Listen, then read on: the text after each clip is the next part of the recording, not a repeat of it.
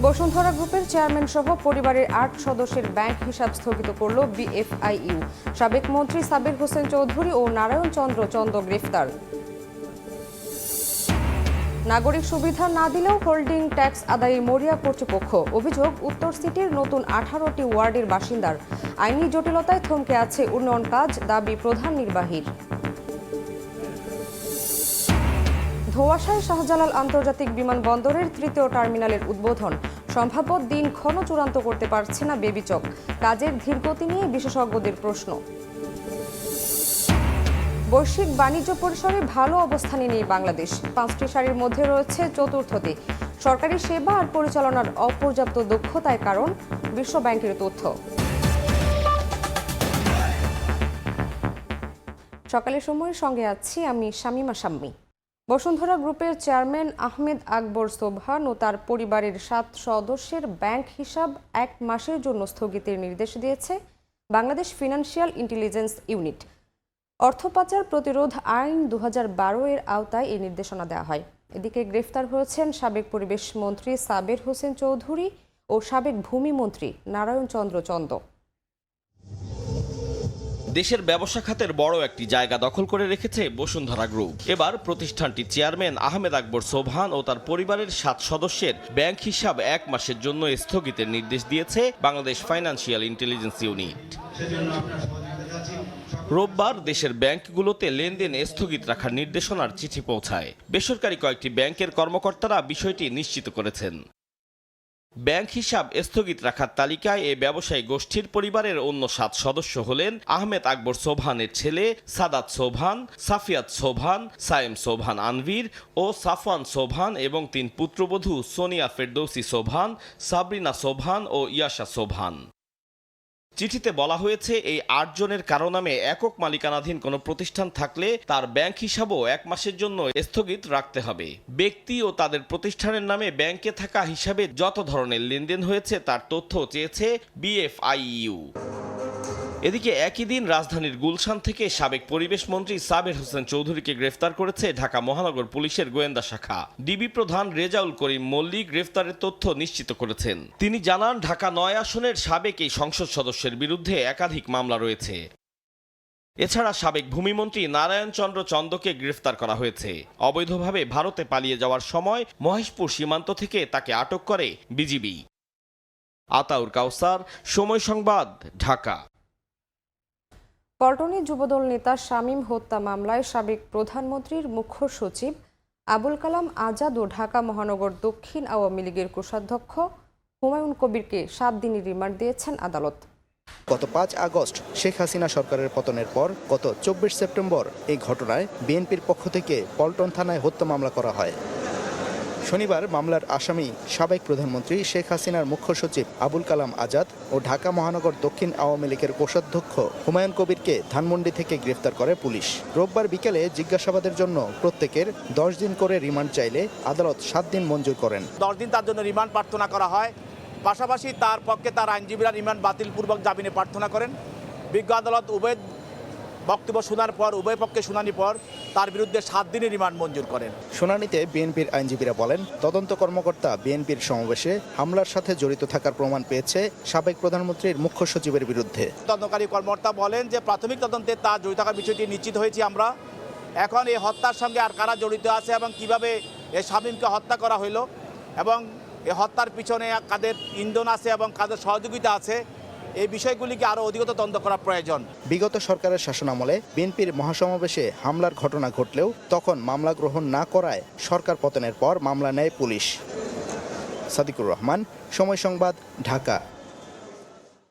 সংস্কারের আগে নির্বাচন হলে জনগণ গ্রহণ করবে না বলে জানিয়েছেন সমাজ কল্যাণ উপদেষ্টা শারমিন এস মুর্শিদ। রোববার সচিবালয়ে সাংবাদিকদের প্রশ্নের জবাবে এমন মত দেন তিনি। এদিকে পুলিশ বাহিনীর সংস্কারে অংশীজনদের মতামতের ভিত্তিতে সরকারের কাছে সুপারিশ তুলে ধরা হবে বলে জানান সংস্কার কমিশনের চেয়ারম্যান সফররাজ হোসেন। আর কমিশনগুলোকে সব ধরনের সহযোগিতার আশ্বাস দিয়েছেন স্বরাষ্ট্র উপদেষ্টা। শনিবার বিভিন্ন রাজনৈতিক দলের সঙ্গে তৃতীয় দফায় সংলাপে বসেন অন্তর্বর্তী সরকারের প্রধান উপদেষ্টা। এতে বিএনপির পক্ষ থেকে দ্রুত নির্বাচন আয়োজনকে গুরুত্ব দেওয়া হলেও ভোটের আগে প্রয়োজনীয় সংস্কারের প্রস্তাব দেয় জামায়াতে ইসলামী। এছাড়া ভোট ও সংস্কার নিয়ে নিজেদের মতামত তুলে ধরে অন্য রাজনৈতিক দলগুলো। এর পরদিন সচিবালয়ে নির্বাচন ও সংস্কার ইস্যুতে সাংবাদিকদের প্রশ্নের মুখোমুখি হন সমাজ কল্যাণ এবং মহিলা ও শিশু বিষয়ক উপদেষ্টা শারমিনেজ মুর্শিদ। অন্তর্বর্তী সরকারের 2 মাস উপলক্ষে সচিবালয়ে তার মন্ত্রণালয়ের বিভিন্ন কার্যক্রমের অগ্রগতি ও ভবিষ্যৎ পরিকল্পনা তুলে ধরেন মুর্শিদ। একদিকে আমাদের ফিলান্থ্রপিক কাজ চলবে। 2 মাসে জাতীয় নির্বাচন নিয়ে সরকারের পরিকল্পনা জানতে চাইলে তিনি বলেন, এ বিষয়ে রাজনৈতিক দলগুলোর সঙ্গে আলোচনা চলছে।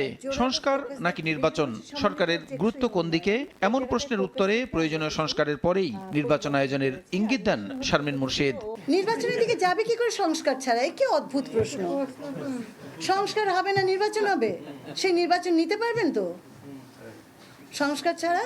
এদিকে পুলিশের সংস্কার আনার লক্ষ্যে স্বরাষ্ট্র মন্ত্রণালয়ে সংশ্লিষ্টদের নিয়ে রোববার প্রথম বৈঠক করেন পুলিশ সংস্কার কমিশনের চেয়ারম্যান সফররাজ হোসেন।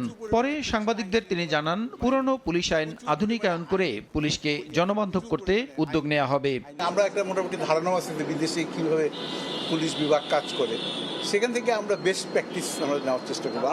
আলোচনার মাধ্যমে বেস্ট প্র্যাকটিস। পুলিশের আইনটা হলো 1861 সালের আইন, তো সুপারিশ করবে যে এই ধারাগুলো আমরা চেঞ্জ করা দরকার। আমরা চাই যে এটা গণতান্ত্রিক দেশে পুলিশ একটা ভালো একটা বাহিনী একটা কাজ করুক, বিভাগ কাজ করুক, জনসাধারণের যাতে সেবা দিতে হয়। এমনকি যারা ইভেন ওই যে ঢাকা বিশ্ববিদ্যালয়ের টিচার ছাত্র তাদের সঙ্গে আমরা বসবো, তাদের কাছ থেকেও মতামত দিব।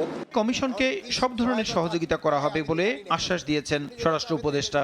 যে কোনো ধরনের সহায়তা চাই ওই সহায়তাই দিব। এখন এই ভাই যেটা চাবে ওইটা দিব।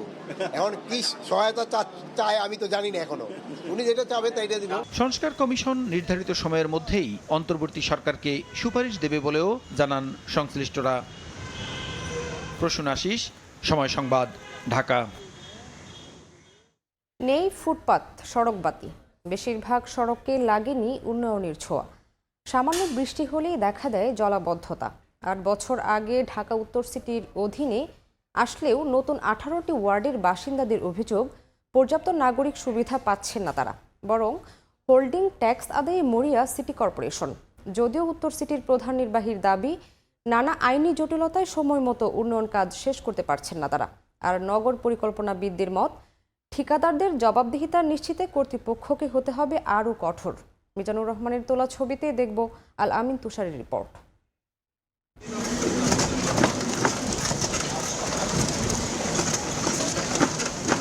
নেই ফুটপাত, নেই সড়ক বাতি, বেশিরভাগ সড়কে লাগেনি উন্নয়নের কোনো ছোঁয়া। যেগুলোতে কাজ শুরু হয়েছিল সেগুলো অসমাপ্ত পড়ে আছে মাসের পর মাস। ড্রেনেজ ব্যবস্থার এমনই বেহাল দশা যে সামান্য বৃষ্টি হলেই এলাকা জুড়ে দেখা যায় জলাবদ্ধতা। এ অভিযোগ হরিরামপুর, উত্তরখান, দক্ষিণখান, বাড্ডা, সাতারকুল ও ভাটারা ইউনিয়ন পরিষদ ভেঙে গঠন করা সিটি কর্পোরেশনের 18টি নতুন ওয়ার্ডের বাসিন্দাদের। সিটি কর্পোরেশনের নাগরিক হয়েও আমরা উন্নতির দিকে যাইতে পারতেছি না। একটা না একটা মারাত্মক অ্যাক্সিডেন্ট হবে আমাদের স্কুলের সামনে। সব এরিয়ায় গাইডটা রাখছে, কিন্তু ওরা কোনো কাজ কাম করে না। সিটি কর্পোরেশন হিসাবে উত্তরার ভিতরে যে নাগরিক সুবিধাটা মানুষ পায়, আমরা ম্যাক্সিমাম মানুষ এই সুবিধাটা ভোগ করতে পারছি না। সেবা না পেলেও হোল্ডিং ট্যাক্স আদায়ে সিটি কর্পোরেশন থেকে আসছে একের পর এক তাগাদাপত্র। বাসিন্দাদের দাবি, একসঙ্গে বিভিন্ন সড়কের কাজ ধরেও তা অসমাপ্ত পড়ে আছে প্রায় 2 বছর ধরে। হোল্ডিং ট্যাক্স নেওয়ার জন্য তারা বাসায় বাসায় এসে চাপ প্রয়োগ করতেছে। তাহলে আমরা যেহেতু সুবিধা পাচ্ছি না, তাহলে আমরা কেন আমরা এই হোল্ডিং ট্যাক্সটা দিতে যাবো? 5 আনছে, আনার পরে এই পাইপগুলো আবার তুলে নিয়ে গেছে। 1 সপ্তাহ পরে রয়েছে, এরপরে আর পাইপ নাই, হাওয়া হয়ে গেছে। রাত তো 2টা-3টা বাজে, তখন প্রেগনেন্সি এক মহিলা কান্নাকাটি করতে করতে যাচ্ছে। এমত অবস্থায় তখন কি করা যায় বলুন, আপনারাই বলুন। 8 বছর পেরিয়ে যাবার পরও এমন অবস্থার জন্য নানান আইনি জটিলতার অজুহাত দেখালেন উত্তর সিটির প্রধান নির্বাহী। লোকাল কিছু ইস্যুস আছে, সেটা আমরা যখন প্রবলেম হয় আমরা রেজলভ করি। আবার কোর্ট, মহামান্য হাইকোর্টে তারা মামলা দায়ের করে, সেগুলাকে রেজলভ করা হয়। জায়গা জমি নিয়ে মানুষের ইচ্ছা, মানুষের আউটলুক, দৃষ্টিভঙ্গি সব কিছু এগুলো মিটিগেট করে করেই কিন্তু আমাদের সবাইকে নিয়ে কাজ করতে হয়। দ্যাটস ওয়াই এক্সপেক্টেড টাইমের মধ্যে অনেক সময় আমরা প্রকল্পগুলো সমাপ্ত করতে পারি না। এ বিষয়ে নগর পরিকল্পনাবিদদের পরামর্শ, জবাবদিহিতা নিশ্চিতে কর্তৃপক্ষকে আরও কঠোর হওয়া দরকার এবং জনগণকেও উন্নয়ন কাজের তদারকিতে যুক্ত করা প্রয়োজন। রাজুক হোক, সিটি কর্পোরেশন হোক, ওয়াসা হোক, যেই কাজ করে তার যে ঠিকাদারকে প্রশ্ন করা, সে কাজের মান নিয়ে প্রশ্ন করা, তার অডিট করা, এটা দরকার। এই অডিটিংটা হলেই দেখা যাবে যে ভালো ঠিকাদারদের কাছে যাবে। আর জনগণ যদি দাঁড়িয়ে যায় তার এলাকার দেখভালের জন্য, তারা যদি মনিটর করে, তখন কিন্তু আমরা এই খোঁড়াখুড়ির দুর্ভোগ থেকে আমরা কিছুটা পরিত্রাণ পেতে পারি। নাগরিক সুবিধা বাড়াতে 118 বর্গ কিলোমিটার এলাকা অন্তর্ভুক্ত করে 2017 সালের জুলাইয়ে গ্যাজেট প্রকাশ করে উত্তর সিটি কর্পোরেশন। এর মধ্য দিয়ে নগরীর সঙ্গে যুক্ত হয় নতুন এই 18টি ওয়ার্ড। আল আমিন তুষার, সময় সংবাদ, ঢাকা। থমকে গেল শাহজালাল আন্তর্জাতিক বিমানবন্দরের 3য় টার্মিনালের উদ্বোধন। সম্ভাব্য দিনক্ষণ চূড়ান্ত করতে পারছে না বেবিচক। প্রকল্পের বাস্তবায়নে ধীর গতি নিয়ে প্রশ্ন বিশেষজ্ঞদের। এতে সরকার রাজস্ব আদায়ে পিছিয়ে পড়ছে বলে মনে করছেন ব্যবসায়ীরা। আর আশাহত প্রবাসীদের দাবি, দ্রুত চালু করা হোক বিশ্বমানের এই টার্মিনাল। কাজল আব্দুল্লাহর রিপোর্ট। প্রকল্পের সম্পূর্ণ কাজ শেষ না করেই গত বছর অনেকটা তড়িঘড়ি করেই সফট ওপেনিং করা হয় হযরত শাহজালাল আন্তর্জাতিক বিমানবন্দরের এই 3য় টার্মিনালের।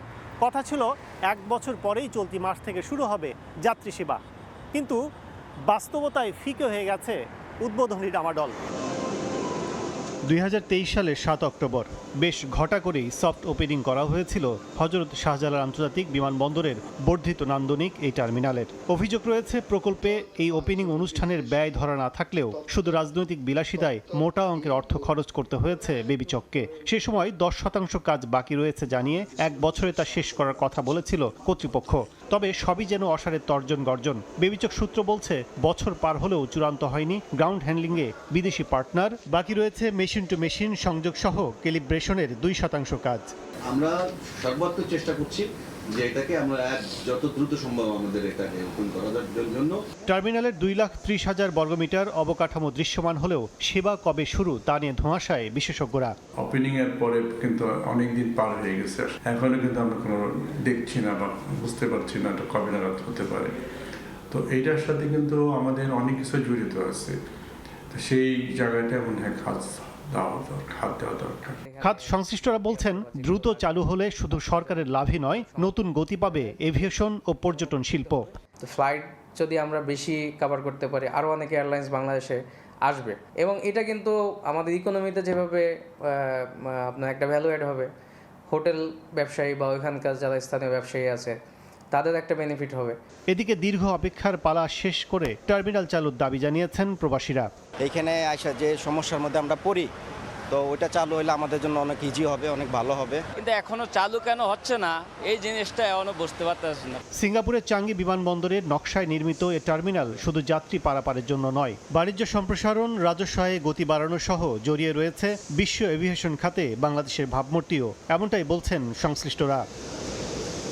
কাজল আব্দুল্লাহ, সময় সংবাদ, ঢাকা। সেনাবাহিনীর অবস্থানের কারণেই অস্থিতিশীলতা থেকে রক্ষা পেয়েছে দেশ। মানুষের পাশে দাঁড়িয়ে অন্তর্বর্তী সরকার গঠনের প্রক্রিয়াও ত্বরান্বিত করেছিল সেনাবাহিনী। রোববার সকালে সেনা সদর নির্বাচনী পর্ষদ 2024-এর উদ্বোধনী বৈঠকে কথা বলেন প্রধান উপদেষ্টা ডক্টর মোহাম্মদ ইউনুস। ঢাকা ক্যান্টনমেন্টে সেনাবাহিনীর সদর দফতরে বাহিনীর নীতি নির্ধারণী পর্যায়ের বৈঠকে উপস্থিত ছিলেন সেনা প্রধান সহ ঊর্ধ্বতন কর্মকর্তারা। প্রথম পর্বের এই পর্ষদে কর্নেল ও লেফটেন্যান্ট কর্নেল পদবীর যোগ্য কর্মকর্তারা পরবর্তী পদোন্নতির জন্য বিবেচিত হবেন। এ সময় রাজনৈতিক মতাদর্শের ঊর্ধ্বে থাকা অফিসারদের দক্ষতা, নেতৃত্ব, শৃঙ্খলা, সততা ও আনুগত্য বিবেচনায় পদোন্নতির নির্দেশনা দেন প্রধান উপদেষ্টা।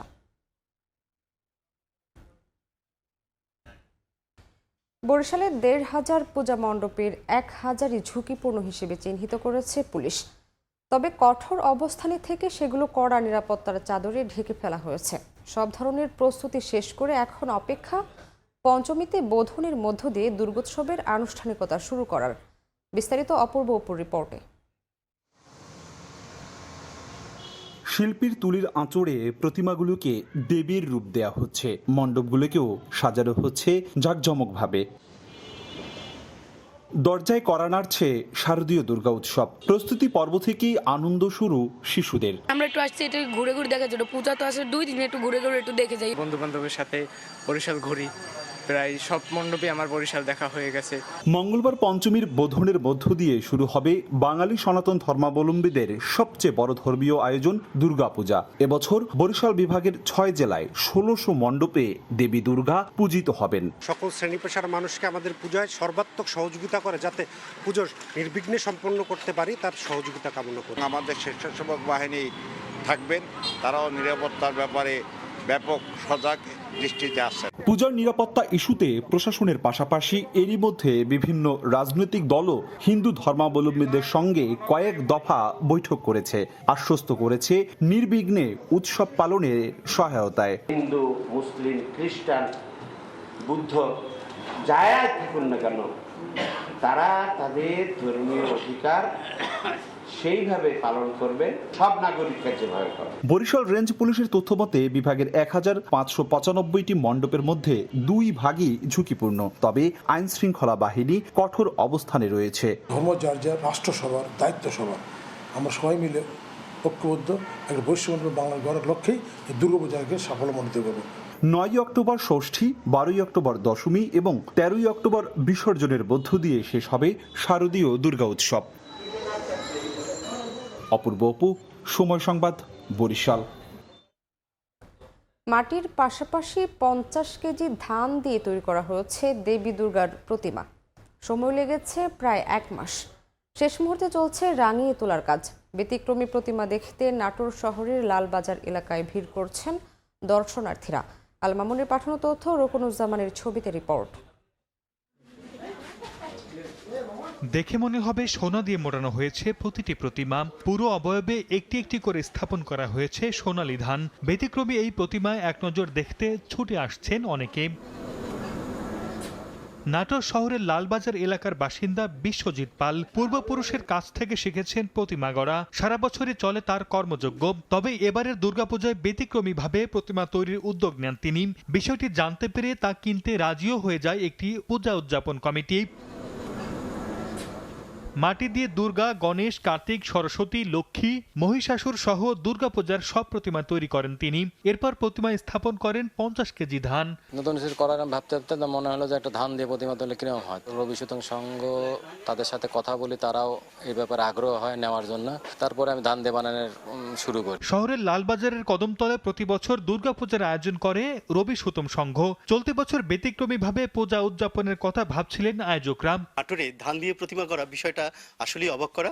এত সুন্দর প্রতিমা আসলেই আকৃষ্ট করছে। প্রতিবারই দেখা যাচ্ছে যে একই রকম মাতৃ প্রতিমা নির্মাণ হয়, তো তারই আঙ্গিকে এবার আমরা একটু ভিন্নধর্মী, একটু ভিন্ন চিন্তাধারায় আমরা এই ধানের মাতৃ প্রতিমা নির্মাণ করতেছি। ধানের এই ব্যতিক্রমী প্রতিমাটি নির্মাণে ব্যয় হয়েছে সর্বমোট 95,000 টাকা। সময় সংবাদ, নাটোর।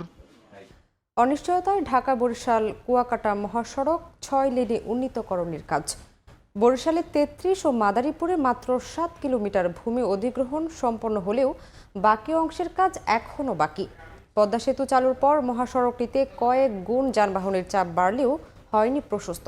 এতে যানজটের পাশাপাশি বেড়েছে সড়ক দুর্ঘটনাও। অপূর্ব অপুর রিপোর্টে বিস্তারিত। 2 লেনের সরু এই রাস্তাটি ঢাকা বরিশাল কুয়াকাটা মহাসড়ক। পদ্মা সেতুর সুবাদে দক্ষিণ অঞ্চলের ব্যবসা বাণিজ্য ও পর্যটন আরও গুরুত্ব পাওয়ায় প্রতিনিয়তই মহাসড়কটিতে বাড়ছে যান চলাচল। পরিবহন শ্রমিকরা জানান, পদ্মা সেতু চালুর পর কথা ছিল দ্রুত 6 লেনে উন্নীত হবে ঢাকা কুয়াকাটা মহাসড়ক। তবে সেতু চালুর পর 2 বছর পেরিয়ে গেলেও জমি অধিগ্রহণের অজুহাতে আটকে আছে প্রকল্পের কাজ। মহাসড়কে কয়েক গুণ বৈধ অবৈধ যানবাহন বাড়ায় যানজট এখন নিত্যদিনের সঙ্গী। আর পুলিশের পরিসংখ্যান বলছে মহাসড়কে মাসে গড়ে 7 থেকে 10টি দুর্ঘটনা ঘটে। 2 লাইনের রাস্তা এলো, কোনো গাড়ি সাইড দেওয়া যায় না, একটা ভ্যান গেলে সাইড দেওয়া যায় না। 3 হুইলারের ছোট ছোট গাড়ি আছে, ওরা তো আইন কারণ জানে না, ওরা নিয়ম কারণ জানে না, রাস্তায় চলে যেন ঘুরাই ফেলায়। সাইলেন্ট না করলে অ্যাক্সিডেন্ট হইতেই থাকবে। এশীয় উন্নয়ন ব্যাংকের সহায়তায় 211 কিলোমিটার ঢাকা কুয়াকাটা জাতীয় মহাসড়কটি 6 লেনে উন্নীতকরণের লক্ষ্যে সম্ভাব্যতা সমীক্ষা হয়। 2018 সালে প্রায় 3000 হেক্টর ভূমি অধিগ্রহণে 1867 কোটি টাকা বরাদ্দ দেয়া হয়। 2021 সালের জুনের মধ্যে ভূমি অধিগ্রহণের কাজটি শেষ হওয়ার কথা থাকলেও এ পর্যন্ত বরিশাল সড়ক বিভাগে 33 কিলোমিটার ও মাদারীপুর অংশে মাত্র 7 কিলোমিটার অধিগ্রহণ সম্পন্ন হয়েছে। এরই মধ্যে ভূমির দাম বেড়েছে প্রায় 3 গুণ। তাই কবে নাগাদ 6 লেন হবে তা নিয়ে দেখা দিয়েছে অনিশ্চয়তা। 6 লেন যত দ্রুত সম্ভব সরকারের এটা কার্যকরী ব্যবস্থা নিতে হবে। পদ্মা সেতু হওয়ার পরে গাড়ির সংখ্যা অনেক প্রায় 20-30 গুণ বেড়ে গিয়েছে গাড়িগুলো। তো এখানে আসলে আমাদের জনবল বাড়িও আমরা ট্রাফিকটা নিয়ন্ত্রণ করতে হিমশিম খাচ্ছি। সড়ক ও জনপথ বিভাগ বলছে ভূমি অধিগ্রহণের কাজ শেষ করে প্রকল্পটি দ্রুত বাস্তবায়নের চেষ্টা চলছে। ভাঙ্গা থেকে লেবুখালী পর্যন্ত অলরেডি শুধু বাইপাস বাদে আর সব অংশের ল্যান্ড একুইজিশন ফুলসিং চলতেছে। শুধু আমাদের বরিশালের সিটি বাইপাস অংশের যেটা আমাদের রিভিশনে ইনকর্পোরেট করেছি, এটা অনুমোদন সাপেক্ষে আমরা এটার কার্যক্রম শুরু করব। 2023 সালে মহাসড়কটির যানজট ও দুর্ঘটনা পরিস্থিতি সামাল দিতে বরিশাল মহানগরী প্রবেশমুখে 13 কিলোমিটার মহাসড়ক প্রশস্ত করা হয়। 52 কোটি টাকা ব্যয়ে এ প্রকল্পের 24 ফুটের সড়কটি 54 ফুটে প্রশস্ত করা হয়। ওই সময় কেটে ফেলা হয় শতবর্ষী 4 শতাধিক গাছ। অপূর্ব অপু, সময় সংবাদ, বরিশাল। দীর্ঘদিন সংস্কার না করায় ব্যবহার অনুপযোগী হয়ে পড়েছে পিরোজপুর কেন্দ্রীয় বাস টার্মিনাল। একদিকে খানাখন্দ, অন্যদিকে জলাবদ্ধতা। বাধ্য হয়ে পাশের সড়কে রাখা হয় বেশিরভাগ বাস। চাঁদাবাজি ও অর্থ আত্মসাতের অভিযোগ উঠেছে বাস মালিক সমিতির সাবেক সভাপতির বিরুদ্ধে। আর অপর্যাপ্ত বরাদ্দের অজুহাত পৌর কর্তৃপক্ষের। জিয়াউল হকের পাঠানো তথ্য ও ছবি নিয়ে রিপোর্ট। টার্মিনালের মাঝে বড় গর্ত, বৃষ্টির পানি জমে পুকুরের মতো আকার ধারণ করেছে। এর আশেপাশেও ছোট বড় গর্ত আর কাদার কারণে বেহাল দশা। দীর্ঘদিন সংস্কার না হয় ব্যবহার অনুপযোগী হয়ে পড়েছে পিরোজপুর কেন্দ্রীয় বাস টার্মিনাল। একদিকে খানাখন্দ, অন্যদিকে জলাবদ্ধতা। বাধ্য হয়ে পাশের সড়কে রাখা হয় বেশিরভাগ বাস। এমনকি যাত্রী ওঠানামাও করানো হয় সড়ক থেকেই। টার্মিনাল ভবনে নেই ন্যূনতম যাত্রী সেবা। গাড়ি স্ট্যান্ডের মধ্যে ঢুকতে পারি না, এগুলো আসতে পারি না। গাড়ি পড়ে গেলে কেরেন দিয়ে উঠোন লাগে। গাড়ি ঢুকতে পারে না, রাখতে পারে না, এই কারণে রাস্তার জঞ্জাল। 17 বছর ধরে এইভাবে লুটপাট করার জন্য স্ট্যান্ডের কোনো কাজবাজ হয়নি। অভিযোগ উঠেছে বাস মালিক সমিতির সাবেক সভাপতি মতিউর রহমান মহারাজ তৎকালীন ক্ষমতাসীন দলের প্রভাব খাটিয়ে বাস রুট রোটেশন নামে কোটি কোটি টাকার চাঁদা আদায় করেছেন পরিবহন মালিকের কাছ থেকে। তবে সব অর্থ আত্মসাৎ করায় উন্নয়ন হয়নি বাস টার্মিনালের। পরিবহনে 100 টাকা, লোকাল মানি 40 টাকা, এই টাকা উড়াইয়া লুটপাট করছে। 17 বছরে যারা ক্ষমতায় ছিল তাদের লুটপাট অনিয়মের কারণে আজকে বাস টার্মিনাল ব্যবহারের জন্য অনুপযোগী হয়েছে। এটার মেরামত হওয়া অত্যন্ত জরুরি। এটা একেবারে জন দুর্ভোগের চরম প্রান্তে পৌঁছে গিয়েছে। আর অপর্যাপ্ত বরাদ্দের অজুহাত পৌর কর্তৃপক্ষের। যেই পরিমাণ টাকা ইজারা, ওই টাকা দিয়ে আসলে ওটা অত বড় ধরনের সংস্কার করা সম্ভব না। পৌরসভায় বড় কোনো প্রকল্পের ভিতরে যদি এইটা করা যায় আর কি, প্রজেক্টে নেওয়া যায়, তাইলে হয়তো এটা বড় ধরনের সংস্কার করা যাবে। বাস মালিক সমিতির তথ্য মতে পিরোজপুর বাস টার্মিনাল ব্যবহার করে 14টি রুটে 6 শতাধিক বাস, মিনি বাস করে প্রতিদিন 30,000 যাত্রী যাতায়াত করেন। সময় সংবাদ, পিরোজপুর। শহরের ময়লা আবর্জনা ফেলার জন্য নির্মাণ করা হয় 7টি ট্রান্সফার স্টেশন। অথচ এতদিন এগুলো ব্যবহার হচ্ছিল ক্ষমতাসীনদের বিভিন্ন রাজনৈতিক কার্যালয় ও ক্লাব হিসেবে। এ কারণে ঝালকাঠি পৌরসভার সব আবর্জনা ফেলা হয় খাল ও নদীতে। তবে শিগগিরই স্টেশনগুলো ব্যবহার উপযোগী করার আশ্বাস কর্তৃপক্ষের। পলাশ রায়ের পাঠানো তথ্য, শামীম হোসেনের ছবি নিয়ে রিপোর্ট। শহরের সব ময়লা ফেলা হচ্ছে নদীতে, এতে বাড়ছে নদী দূষণ। ময়লা আবর্জনা ফেলার জন্য 2011 সালে ঝালকাঠি পৌরসভার 7টি স্থানে নির্মাণ করা হয় ট্রান্সফার স্টেশন। তবে নির্মাণের পর থেকে ফেলা হয়নি কোনো ময়লা। এলাকাবাসীর অভিযোগ, শুরু থেকে এসব স্থাপনা পরিণত হয় ক্ষমতাসীন দলের বিভিন্ন কার্যালয় ও ক্লাবে। বারবার জনপ্রতিনিধিদের এ নিয়ে অভিযোগ করলেও কেউ কর্ণপাত করেনি। অন্যদিকে জায়গা না পেয়ে পৌর এলাকার সব আবর্জনা ফেলা হয় শহর সংলগ্ন খাল ও নদীতে। এটা যে বানাইছে এটা তো আমাদের কোনো কাজে লাগতে আছে না। এটা তো মনে করেন যে কালে পারে সেই কালে ব্যবহার করে। কেউ গাছ রাখে, কেউ ক্লাবঘর বানাইছে, কেউ ব্যবসা প্রতিষ্ঠান বানাইছে, আমরা ময়লা হালাম কোথায়? পৌরসভায় কোনো গুরুত্ব দেয় না, মানুষ এই এর গন্ধে এনের মানুষের রোগ ব্যাধি হয়ে গেছে। এটা আমরা একটা নির্দিষ্ট প্রতিক্রিয়া চাই। 5 আগস্ট ছাত্র জনতার অভ্যুত্থানের পর আত্মগোপনে চলে যান পৌরসভার মেয়র ও বেশিরভাগ কাউন্সিলর। তবে শীঘ্রই দখলমুক্ত করে স্টেশনগুলো ব্যবহার উপযোগী করার আশ্বাস কর্তৃপক্ষের। এই ট্রান্সফার স্টেশনগুলি নানাবিধ কারণে বিগত দিন থেকেই আমি এসে দেখলাম এটা বেদখল হয়ে আছে। আমি আশা করি এই বেদখলটা সরিয়ে ট্রান্সফার স্টেশনের কার্যক্রমটা সচল করব। পৌর কর্তৃপক্ষের তথ্য মতে ময়লা ফেলার 7টি ট্রান্সফার স্টেশন নির্মাণে ব্যয় হয় 1 কোটি টাকার বেশি। সময় সংবাদ, ঝালকাঠি। সাবেক প্রধানমন্ত্রীর মুখ্য সচিব ও এনবিআরের সাবেক চেয়ারম্যান নজিবুর রহমানকে গ্রেফতার করেছে ঢাকা মহানগর গোয়েন্দা পুলিশ। রোববার দিবাগত রাতে ঢাকা থেকে তাকে গ্রেফতার করা হয়। তবে কোন মামলায় তাকে গ্রেফতার করা হয়েছে তা জানা যায়নি। দুপুরের পর তাকে আদালতে তোলা হতে পারে বলে জানিয়েছে পুলিশ। নজিবুর রহমান 2015 সালে জাতীয় রাজস্ব বোর্ডের চেয়ারম্যান ও অভ্যন্তরীণ সম্পদ বিভাগের সচিবের দায়িত্ব পান।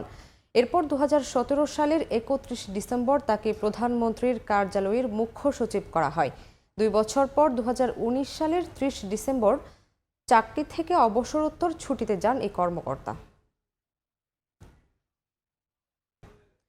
গোয়ালিয়রে প্রথম টি-20তে টাইগারদের ব্যাটিং ব্যর্থতার কোনো উত্তর জানানি অধিনায়ক নাজমুল হোসেন শান্তর কাছে। সামর্থ্যের অভাব না থাকলেও মেনে নিয়েছেন স্কিল আর মানসিকতায় সমস্যার কথা। টি-20তে ভালো করতে আবারও গুরুত্ব দিতে বললেন ঘরের মাঠের উইকেট নিয়ে। কঠিন চ্যালেঞ্জ হলেও যথারীতি শোনালেন দিল্লিতে ঘুরে দাঁড়ানোর সেই চেনা গল্প। গোয়ালিয়র থেকে মাহবুব রিমনের রিপোর্ট। মোটে দিন দুয়েকের ব্যবধান, আত্মবিশ্বাসী সেই শান্ত প্রথম টি-20 পরবর্তী সংবাদ সম্মেলনে হঠাৎ করেই যেন চুপসে গেলেন। সকালের সময় শীর্ষ সংবাদগুলো জানিয়ে দিচ্ছে আরেকবার। বসুন্ধরা গ্রুপের চেয়ারম্যান সহ পরিবারের 8 সদস্যের ব্যাংক হিসাব স্থগিত করল বিএফআইইউ। গুলশান থেকে সাবেক এনবিআর চেয়ারম্যান নজিবুর রহমান গ্রেফতার। নাগরিক সুবিধা না দিলেও হোল্ডিং ট্যাক্স আদায়ে মরিয়া কর্তৃপক্ষ। অভিযোগ উত্তর সিটির নতুন 18টি ওয়ার্ডের বাসিন্দার। আইনি জটিলতায় থমকে আছে উন্নয়ন কাজ, দাবি প্রধান নির্বাহীর। এবং ধোঁয়াশায় শাহজালাল আন্তর্জাতিক বিমানবন্দরের 3য় টার্মিনালের উদ্বোধন। সম্ভাব্য দিনক্ষণ চূড়ান্ত করতে পারছে না বেবিচক। কাজের ধীরগতি নিয়ে বিশেষজ্ঞদের প্রশ্ন।